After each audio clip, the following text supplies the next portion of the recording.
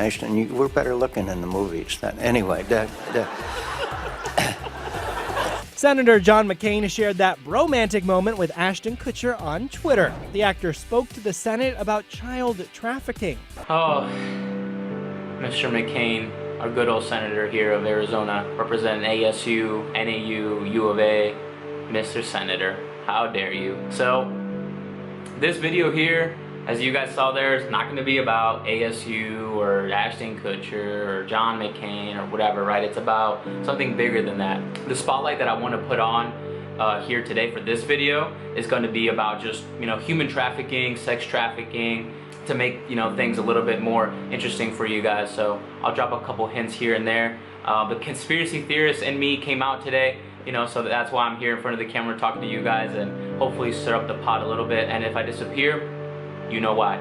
So the McCain Institute, for those of you who don't know, is John McCain's institute, and what he does and kind of stands up for is just human rights, human trafficking, taking care of humans, basically, right? So yeah, Mr. McCain here has the McCain Institute for International Leadership, right? So he basically wants to build leaders of some sort, I guess.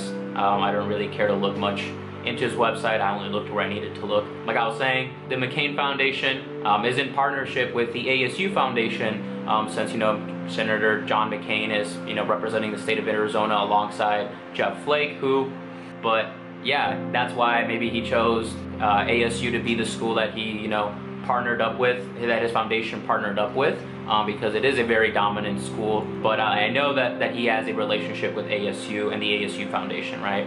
But where things start to get a little bit weird is the foundations aren't really showing any work that they have claimed to be doing, or the money hasn't been going towards things that money should be going towards, or things that the McCain Foundation stands for and is not being put to that use, right? How is that money being spent? So back it up to 2012, the McCain Institute has received in 2012, the McCain Institute received over $8.5 million in donations, and none of that so far has been shown to go toward human trafficking, right? So it's like, where is that money going? Yeah, and in 2013, they only contributed $500,000 of their endowment, right, towards the fundraiser. In 2014, they donated another $1.5 million.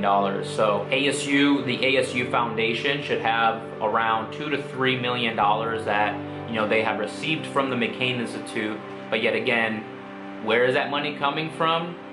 Where is that money going? Show us the courses, show us the programs, show us the groups that ASU is pushing out, or at least the effort that ASU is showing to making its people and the state and the country and the world aware of human trafficking and its damaging and harmful effects on society. Money, money, money. That's what makes the world go round. Yet again, quick moment here. If you go on ASU's website and you try to look up the ASU Foundation, there's not much on there about human trafficking. If you just go on Google and type in ASU human trafficking, there's also not much about it, right? Alright, so real quick, I'm going to read off some of the people that have contributed to the McCain Foundation. Some of these people could potentially be held accountable or could be questioned and saying, hey, what has the money that you've given to this institute, where has their money gone towards? Some of them would be Chevron, Bloomberg Philanthropies, Sir Evelyn and Lynn Forrester de Rothschild, so members of the Rothschild family there. FedEx Corporation, the Royal Embassy of Saudi Arabia. There was a big one on that one that John McCain, I believe in 2016, last year, reporters were trying to ask John McCain questions about the $1 million donation that he received from some Saudi Arabians, and he's still kind of flaky on it. Saudi Arabia, I feel like, is a place that could potentially, have something to do with human trafficking, just like the United States. For most people don't know that the Super Bowl is actually one of the it's the busiest. The Super Bowl is the worst place for human trafficking in the United States, right? There's so many people flying in from different parts of the world, the country specifically, and there's just a lot of human traffic there. Usually big sporting events, big musical events, big venues. That human trafficking is a place where stuff like that definitely exists. You can find human trafficking in Silicon Valley, you can find human trafficking in Houston, you can find it in Kansas, you can find it in Denver and Illinois and Arizona, and all different types of all different countries and all different states, right? So human trafficking is definitely a big deal. and that's why we're shedding some spotlight on this, guys. So yeah, and the overall, I think for me, one of the most ironic things about all of this is that, you know, the John McCain Institute and ASU are trying to combat and fight, you know, human trafficking and sex trafficking and things of that nature, but yet again, there has been people on his campaign and people in his organization and his foundation that have been caught for, you know, sexual acts on children, probably part of human trafficking of some sort, have partaken in some form of human trafficking. So just the fact that he's trying to do what he's trying to do, or say that they're doing, is just, it makes me laugh, it makes me smile, because, you know, he's not really doing what he's, you know, says he's doing, or they're just using it in a way kind of as a cover-up, or as just, you know, a filler of some sort. I don't know. So far they're getting away with it, I think, in my personal opinion, and that's why I want to shed light on it.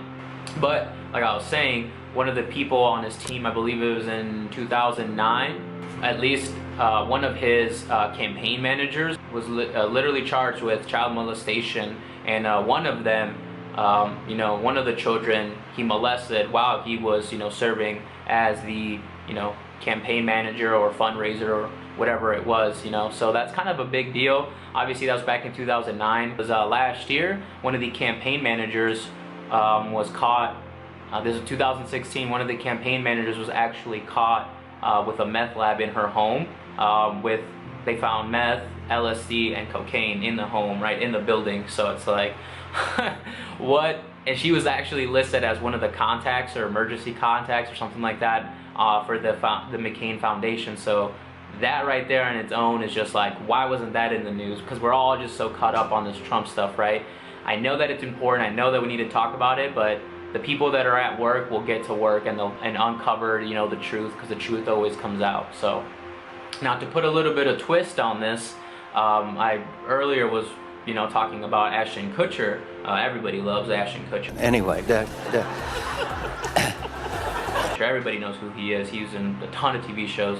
You know, 2.5 Men, that 70s show. He was Steve Jobs in 2013. He's on a Netflix show now as well with Hyde, or, you know, whatever his name is, curly haired. You know, we all know who, you know, he is. He's been around since he was a teenager, and, you know, he's been around for 20-25 years now. We all know who Ashton Kutcher is. So since from a very young age, he has been kind of sexualized, if that's a word, or he's just been very sexual out there. He used to be an underwear model, right? So he basically had to pose, no t-shirt on, and maybe just boxers on, or a pair of pants and some boxers, you know, showing. That's pretty much what he used to do, right? And then we have another unexpected person, who would be Demi Moore. Demi Moore used to be Ashton Kutcher's wife. I believe they got married in like the 90s, late 90s, and they were together up until like 2012, in that range, I want to say. But what they started was an organization called, I believe, the DNA Foundation, which was meant to kind of combat and fight child trafficking or sex trafficking of some sort, right? But the funny thing is about that as well is Demi Moore has a very creepy video out online. I'll let you guys take a look. Okay, one more time.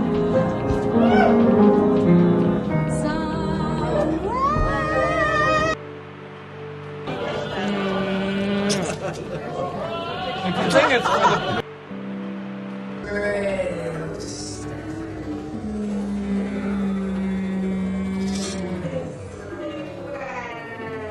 Yeah, right. What the hell is that, man? So I understand at that time she was 19, and her co-star there, or her co-worker, whatever, he was 15, 16, in that range. But you could tell that maybe she was under the influence of some sort, or maybe she just is loving life. General Hospital is the best. I don't know. I believe at that time she was also married. So the fact that she basically made out with this kid, and there was also adults just kind of watching, it's kind of weird, it's kind of gross. She was 4 years older than he was at that time, and everybody around him made it seem like it was okay. But that in a case, now in 2017, imagine if something like that happened. Imagine even if we reversed the roles. What if a 19-year-old male, you know, was kissing a 15-year-old girl at, you know, a party for friends and family, or for, you know, co-stars of the show, right?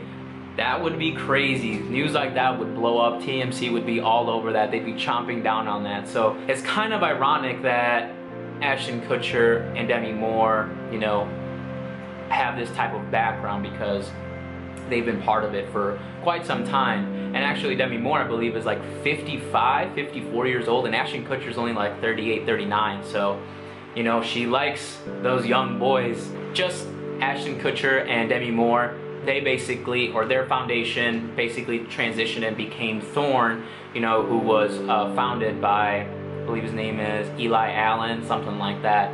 Sorry, his name is Ernie Allen. Ernie Allen. He used to be the CEO of the National Center for Exploited and Missing Children. I think he was their CEO for quite some time. He had about an average salary of over $1 million. But Thorn is looking like this great app that's just, or great software out there that's supposed to combat human trafficking. And you know what, honestly, maybe it is, maybe it isn't. It could be part of something bigger, or you know, it's on its own and it's actually doing its job. But you know, for right now, I'll keep my suspicions on Thorn, right? Right, so this guy's job was to go out there and save children. I don't think he did a very good job of that, to be honest. And one other person that also is part of this whole fiasco, McCain, Thorn, you know, group is Elisa Missamino. She is the CEO of Human Rights First. She's also on the board of trustees for the McCain Institute, right? So basically you have Ashton Kutcher and the old CEO of the National Center for Missing and Exploited Children, and yours truly, Ashton Kutcher, very recently here. They were all together to try to, in my opinion, give a sales pitch to Congress, sales pitch to the committee there that, you know, strangely, coincidentally, you know, has to do also with John McCain. John McCain is apparently a part of that council. I tried to look up the members of that council and I couldn't find his name on there, which was kind of weird, but hey, whatever. So yeah, my point is here that, you know, just a couple months ago, not months ago, I guess about half a year ago at the beginning of the year, you know, these people here from the McCain Institute and Thorn, people from both boards, people from both parties basically came in front of this, you know, committee council and basically asked for money. I have done nothing wrong, ever, in my life. I know this, and I love you. I love you too, Daddy. Money, please! My money. They asked for money to continue their, you know, lockdown and their hunt for human trafficking and to bring it to a halt and to bring it to a stop. But, you know, how can, you know, the taxpayers, you know, basically say, yeah, sure, we'll give money to the McCain Institute and to the ASU Foundation and potentially Thorn when we really aren't seeing the full use of this money or the full use of these resources, right? How is this money being used and how are these resources, you know, being fulfilled? So until we see evidence, it's kind of hard to believe, you know, what Thorn has been doing. Yeah, they claim to have been finding, you know, people and that, you know, they're pulling them out, but if you look at who's backing up Thorn and who Thorn are and who their investors are and their partners, some of them are a little bit on the ooh for all those conspiracy theories out there. But ASU, what are you guys doing? This ASU supposedly was ranked as one of the best colleges in the country or one of the most innovative colleges in the country, but yet again they can't fight something so simple as human trafficking or get something as human trafficking just done right. You're such a big school with over 70,000, you know, students enrolled, yet again you don't even have a course that offers, you know, education on human trafficking. Like, that's pretty weak for a school that has been taking money from a foundation since 2012, maybe even earlier than that, to be combating and fighting human trafficking, yet neither one of them had really anything to show, right? I remember at the beginning of the year seeing stuff like this happen and there was no movement around it. I kind of dug into it and I kind of just let it sit in my back pocket. I didn't make a video like I should have. You know, I would have called them out back in February and March, but that's life.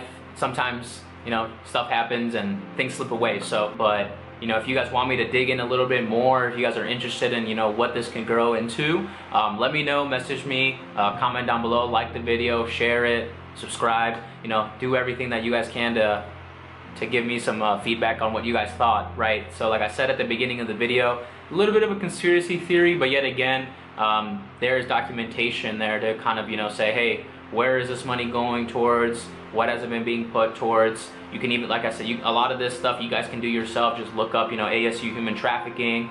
You know, what has ASU done to combat that and fight that, right? Sometimes we just don't get to talk about the simplest of things. Sometimes when we think of human trafficking, I believe the first thing we think of is just that happening in other parts, other world, you know, other countries, other places, when in reality a lot of that is happening here within the States. So yeah, just wanted to shed some light, keep an open mind.